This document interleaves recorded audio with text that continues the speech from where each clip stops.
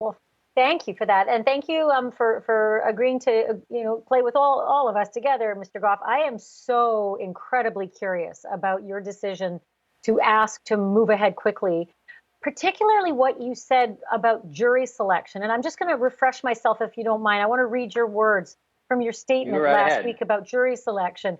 You said, we don't need to spend weeks picking a jury in this case. Why don't we just go ahead and agree to take the first 12 jurors in the box? Roddie and I are quite comfortable with having this case tried this summer by the good people of Blaine County. So first question is, this is a murder case, and that is a death penalty state. And jurors have to be death qualified, which is a huge job. And, that is the kind of job. Whoa, not done the question yet. Not done the question, sir. You know that you have to do voir dire so carefully. There's also race injected into this case. So isn't it a little bit scary to go fast when the stakes are so high? Well, first of all, I'm not concerned about the racial overtones of the case. We believe, I believe, from having been here for many, many years, that all jurors, regardless of their race or backgrounds, will be attentive and give my client a fair trial. That's not a concern for me. The second thing is, this is not a death penalty case. And, these lawyers out there representing the Arbery family, I'm sure they believe that they are doing the Arbery family favors. But this is not a death penalty case. It's never going to be a death penalty case. And if they understood Georgia law, they would understand why it's never going to be a death penalty case. And frankly, they just look kind of silly trying to pressure the Cobb County District Attorney's Office into making something out of this case that it is not and never will be. I said that about Casey Anthony, Mr. Gough. I said that didn't seem like a death penalty case to me with Casey Anthony, and it was. And they haven't made that determination yet. But it is still a murder case, which could mean life, no parole. So it's still not a traffic ticket. Do you know where I'm going with that? I understand that. But the stakes in this case are incredibly high for Mr. Bryan. Let's be clear. But the facts are the facts. They're not all that complicated. And facts are what win cases. And given the shaky legal theory that the prosecution is premised on, we're ready to have our trial. And the longer it's postponed, the longer Mr. Bryan is sitting in the Glenn County Detention Center, which under the present circumstances, it's really impractical to have visitation because of the coronavirus and the pandemic. And given all the outrageous things that have been put out there in the media and the false information, frankly, we feel that he's in danger right now. So as long as he's sitting in jail, we want our speedy trial. Kevin, can I ask you about the false information? What do you believe is the false information that is out there right now? I believe that people who I will not identify, and we don't necessarily know who all is involved, but it feels like there's been a concerted effort in the past weeks to put out misleading information about this case. It's created expectations that neither this district attorney's office nor any district attorney's office nor any prosecutor could ever live up to. And I don't think that serves the cause of justice. But, I don't make those decisions. But when a jury hears what the real facts are in this case, particularly when they hear about my client, we feel very confident that my client will be acquitted. That is, if they can get this case to a jury, and they have a number of substantial legal hurdles to overcome before they even get to submit it to a jury in this case. Mr. Gough, you mentioned Let me ask you about statement, that. Are you talking about the Denny. felony murder charge? Are you talking about the felony murder charge there, Kevin? I'm not convinced that they can get by the preliminary hearing. I'm not convinced that they could get by a directed verdict. I'm not convinced that they can get a grand jury to return a bill of indictment. They got 3 serious hurdles to cross before they can even present this case to a jury. And as I've said before, this case is really without precedent in Georgia. It is a substantial expansion of criminal liability as we know it here. And these are great attorneys up there in Cobb County. Joyette Holmes, I mean, I have the utmost respect for her. But they are, this will be a challenging prosecution. And if my guy's on bond and, whatever they want to do with the McMichael defendants, that's not our problem. But as long as my client's sitting in the Glynn County Detention Center, we want a speedy trial. And you actually just mentioned that part about the no precedent, right? And I just want to actually quote you again, sir. You said preliminary research suggests there is no precedent in Georgia law for the prosecution of Mr. Bryan. This is a groundbreaking prosecution, a substantial extension of the existing law. I'm not asking you to tip your hand here, but does that mean that you don't believe that this is an attempted, I suppose that the actual phrase was the, Vinny, help me out. Criminal it was the attempted attempt to commit false imprisonment? False imprisonment, yeah. Are you saying that because he didn't get out of the car that can't be a false imprisonment, or where are you getting at? I don't believe that as charged, he's charged with a crime. We'll see. That's why we have lawyers and we fight things out in court. But well, he's definitely charged with a crime. I can never recall. Have never seen someone charged with false imprisonment under circumstances anything like those in this case. I think that the lawyers for Cobb County, the DA's office, are very talented and very capable, and I'm sure they've given it a whole lot of thought. And I certainly don't mean to denigrate their talent or their judgment. We just see it very, very differently, and we'll see at jury trial how that works out, if they can get this case to a jury trial. Was that a joke when you said you want to take the first 6 jurors in the box, or the first 12 jurors in the box? 12? Is that hyperbole, or is that true? You really want the first 12 without any questions asked? When you're a criminal defense lawyer and you feel confident in your case, you put your the money where your mouth is not the phrase for it. But when you feel like you have a strong defense, it really doesn't matter who's in the jury box. Any 12 people from Glynn County would do. If the prosecutor feels as strongly about their case as we feel about our defense, then they can agree. And then they don't have to worry about... Have you been able to speak with your client? Have I been able to speak with my client? Yes, sir. Yeah. Visit them in the detention center, speak with them. And how would you describe his state of mind right now? I have had, obviously, I've been to the jail several times. I've had several contact visits, which I got to be honest with you, I have avoided going to the jails for several months now. It's, not really a great place to be in terms of the public health issue. But, when you represent somebody, you got to do what you got to do. And there's some things you can't do over the phone. There's some things you can't do through a looking glass. And while it makes me very uncomfortable, I mean, it wasn't that long ago I was disinfecting my shoes and disinfecting produce when I came from the grocery store, but we do what we have to do for our clients. How would you describe his state of mind right now? I think he's still in shock. And, trying to adjust to being in jail, which is certainly a different experience for him. And, when you're in that situation, it feels like the pressure of the whole world is on your shoulders, and it crushes people.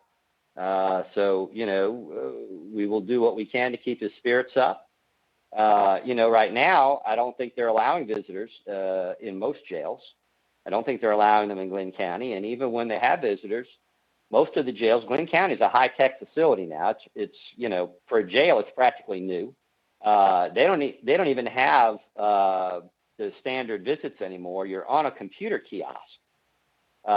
So you can't even put your hand up to the window, like you used to in the old days.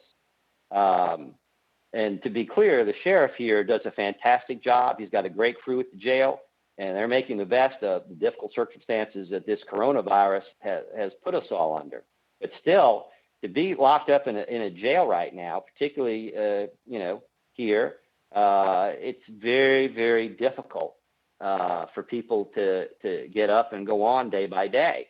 And, for the prospect of this young man, well, I guess he's about 50, maybe not so young, but younger than me, that the prospect of being in jail for 12 or 18 months is difficult, particularly for someone who's supposed to be presumed innocent. And for the life of me, I don't understand why the Cobb DA's office won't consent to a bond for him. They're not obligated to do that, but it would be the right thing to do. Obviously, we don't see eye to eye on that. But we're not going to have Mr. Bryan sitting in jail.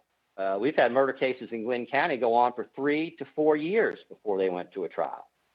I mean, I've got a case right now in Chatham County, where our newly assigned judge is coming from on theft crimes. They've been in jail for over 2 years. So under those circumstances, yeah, we want our speedy trial. Well, Kevin, I know that you gave us some extra time tonight. I know you have to run. We really do appreciate it and hope you'll come back and speak to us more during the course of this case. Well, we shall see, sir. We just take things one day at a time. But thank you so much for being so gracious and having me on.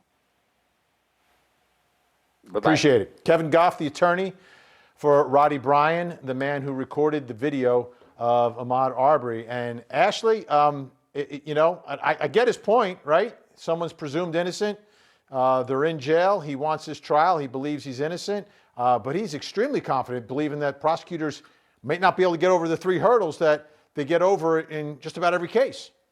Yeah, and listen, I get it too. I completely understand where he's coming from, but at the same time, I look at a murder case, and I wouldn't be so confident. I mean, there is a lot going on socially, and you can't reject the fact that jurors aren't going to come in with some sort of social pollutant because of what they're seeing in the media.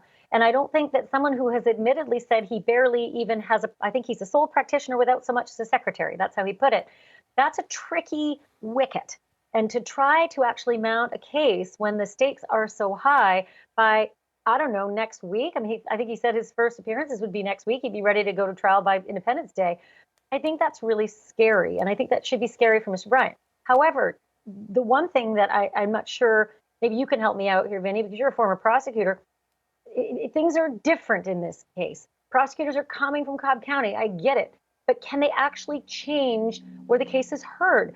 Prosecutors don't usually do it. Defense attorneys usually say, this is unfair to my client. The media is a circus. We got to get out of this town. But can the prosecutors do it and say, take it out of Glynn County? Because maybe it's not going to be as friendly a jury, and those first 12 jurors might not be the ones you want. Right. Well, under Georgia rules, the rules are set up for the defense to make the motion so the defendant gets his constitutionally fair trial, and the defense can make a motion to change venue. So I think that's going to be an interesting issue, because I think it may be a case where if they bring in these jurors and they can't be fair and impartial, it may be the judge who says, listen, we can't do it. We got to move out of here. And then you might get kind of testy if the defense is objecting to the judge throwing their hands up in the air. So I think that's one where there is no doubt that Kevin Gough and Roddie Bryan want the case in Glynn County. That is where they want the case heard. It's obvious from just his own statement, right? I'll take the first 12 Glynn County jurors. I'm that confident. I'm laying it out on a statement. I mean, but I just don't think that's safe. I don't think everyone should brush all of Glynn County with the same stroke either.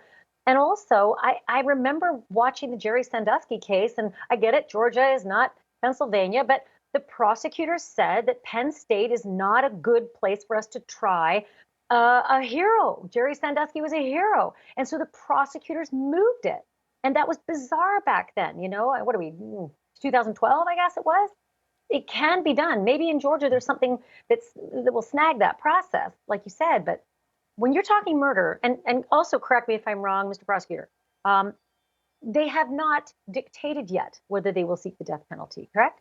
Maybe they won't for Roddie. No, maybe they will for the other two. Maybe they won't. But it's still on the table, right?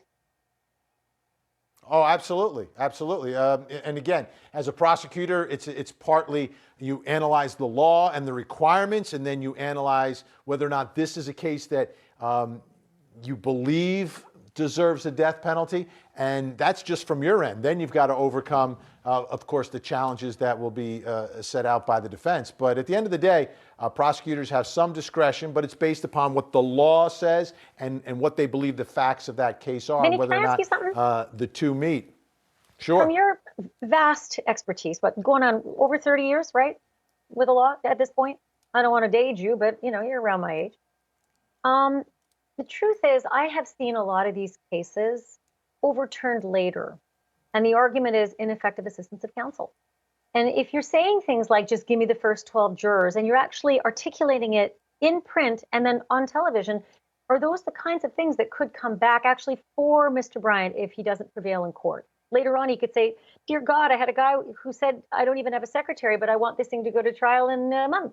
Is that the kind of thing that might actually help him down the road if it doesn't turn out his way? Well, anytime a criminal defendant is convicted, especially in a murder case, it's always one of the issues is ineffective assistance of counsel, even if you have a dream team of lawyers. They bring it up. I think it'll be really based upon what happens during the course of the trial and what happens on the court record itself as well. So it depends what's on the official court record and whether or not those are things that are discussed ahead of time. I think the judge will always check in with the defendant to make sure that you've spoken with counsel, you're happy with your counsel, things like that, especially in death penalty cases. But we're not there yet. Wow, a lot to cover. Do you think Ashley Banfield? Also, real quick, Vinny, do you think that this is going to have a chilling effect on people who are going to say, I'm not videotaping anything? I don't want to be a part of any of this anymore. I don't want to be a part of law enforcement. I just saw what happened to that guy down in Glynn County. I think it can, absolutely. And maybe that's a good thing. We don't want vigilantism. Maybe you can record things with your camera from a safe place, but pursuing people, I don't think is ever a good idea. Especially when think about it. You got to look at it not just from your perspective, but from the perspective of the person you're chasing. Number one, you don't know who that person is. They don't know who you are. Nothing good is going to come out of it. Record them with your cell phone. Everyone's got one, and give it to police and move on. Move on. Vigilantism never ends well. Argument. Too dangerous. This is Roddie's argument. Too dangerous. His lawyer says that's all Roddie says he did. He was just the videographer who turned the tape over, and now he's facing felony murder in a death penalty state. So it is just curious as to how this is going to affect people around the country when they see this could happen. It could. It's a tough one, and we're going to continue to follow it. Ashley Banfield, great stuff. Thank you so much for helping me out. Vinny, thanks for inviting me. You're so sweet.